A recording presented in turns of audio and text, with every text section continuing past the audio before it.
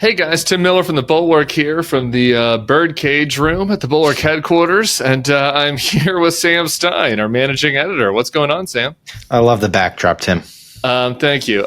So, look, I want to talk about a guy named John Fetterman, who seems pretty unhappy with his job. He seems pretty unhappy with his employment. He might want to consider other employment where, like, the hours aren't quite as great.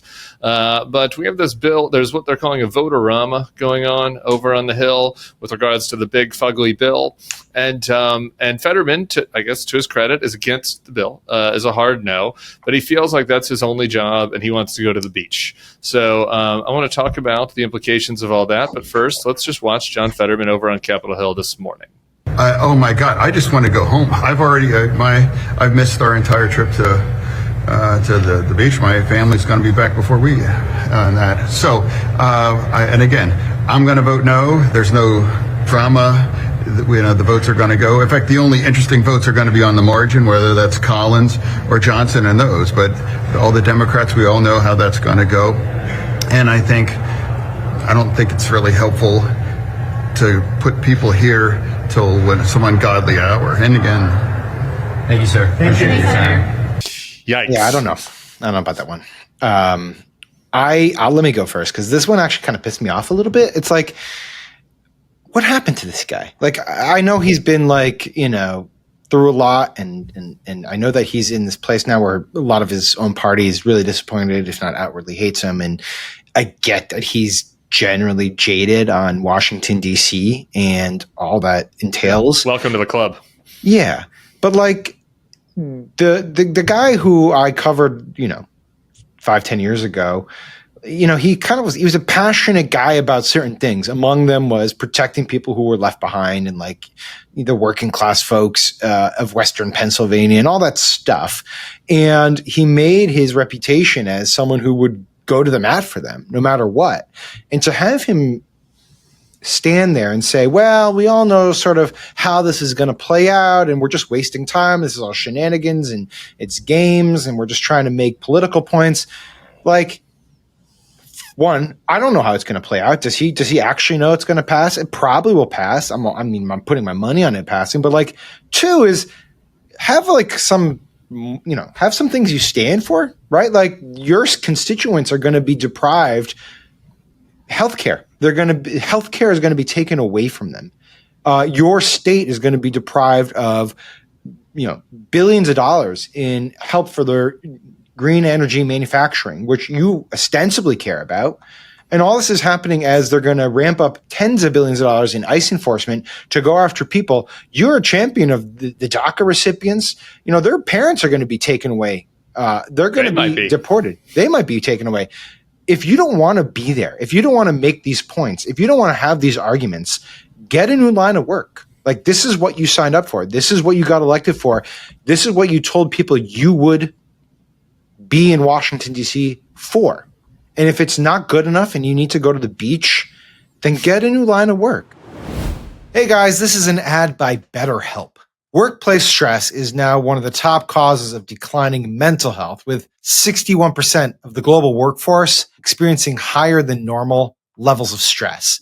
To battle stress, most of us can't wave goodbye to work, and if you work for a political company, you never really wave goodbye to work. Or if you work for a YouTube operation like this one here, well, the work never stops. You never sleep. But we can start small with a focus on wellness. That's where BetterHelp comes in, because therapy can be a great way to talk through the stress that you're dealing with and come up with ways to cope and to be your best self. Therapy does not just have to be for people who have experienced major trauma. With over 30,000 therapists, BetterHelp is the world's largest online therapy platform, having served over 5 million people globally. It's convenient too. You can join a session with a therapist at the click of a button, helping you fit therapy into your busy life. Plus, you can just switch therapists at any time.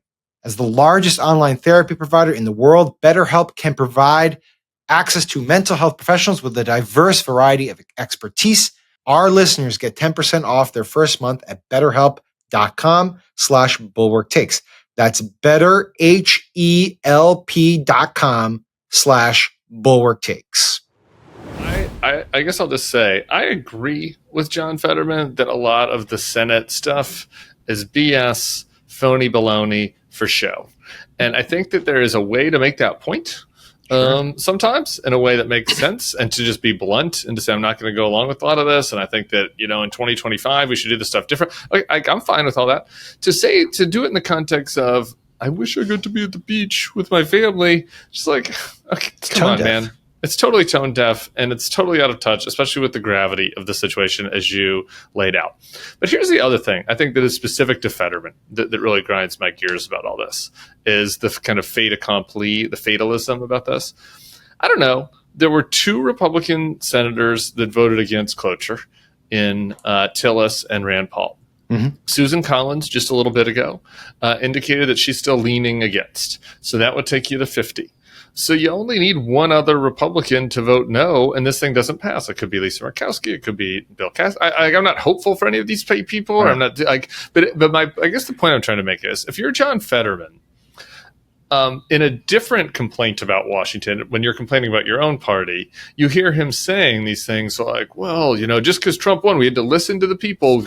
It's important to work with the other side to get stuff done. And it's sad that bipartisanship is gone and that everybody has to be so, reflexive and going into their corners. What's like, shouldn't John Fetterman, if he was sincere about the ways that about like why he went to have lunch with Trump and why he's open to working with Republicans the way other Democrats aren't. If he was sincere about that, wouldn't this be the moment to use some of that political capital and be like, hey, I'm going to go over there to those guys that I worked with on whatever, the Israel funding, whatever it was, and say, what, you're hurting my state.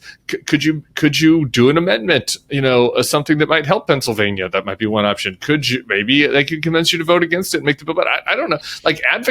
That's part of being in the Senate, the deliberative body. You're supposed to go deliberate and try to win people over. And this is not a 60-40 vote. This is right now a 51-49 vote, maybe 50-50, where one vote could make a big difference. I don't think that is John Fetterman actually going to convince whatever one of those people to do it. I don't know, but he should at least try in good faith rather than whine like a child.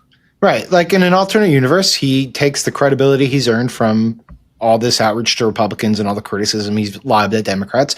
And he goes to Lisa Murkowski and he says, hey, like you and I, let's go craft like an alternate version of this. Yeah. Right. Like it might not work, but let's just try. Right. Like, or hey, like maybe there's an amendment that I can introduce that would make this bill better. Or, maybe I can like talk to Dave McCormick, who is my colleague in Pennsylvania, and we can like try to craft something. But no, it's like, I don't really want to be here. I'd rather be anywhere else. It may be the most, not existential, but it may be the biggest retrenchment in healthcare coverage in the history of legislation. But you know what? I got a beach to go to. It's like, again, he doesn't show up to the committee hearings, and I recognize that it's been a slog. And I recognize that it really sucks when your own staff turns on you and all that shit. Like, I get it. I'm not saying like that's fun. I'm sure it's not. But this is why you signed up for public service. And in the moments like this is what people expect from the people that they elect, is to at least have some skin in the game. And it's just crazy to me. That's why. And Braddock, John Fetterman would have made fun of a senator saying this. Is really the thing. Oh yeah, 100%. He would have been like, you loser, like you lazy fuck. Look at the people in my community. You should see how hard they work. And they don't get to go to the beach. Yeah, they have to go and work. It's that would have been right. And your Dave McCormick point is another one. Just to make a final point on this is like,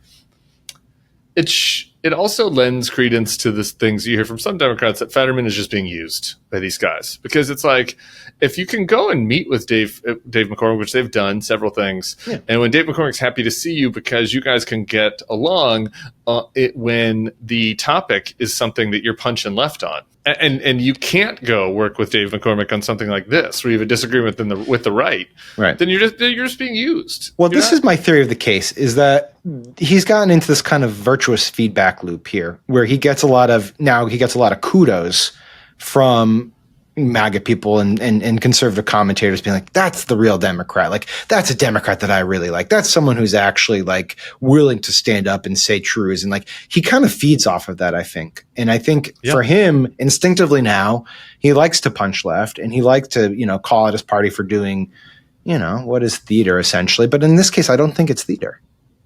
Yeah.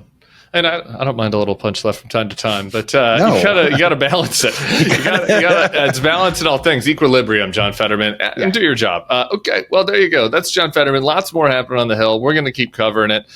So stick around, subscribe to the feed. We'll catch you soon.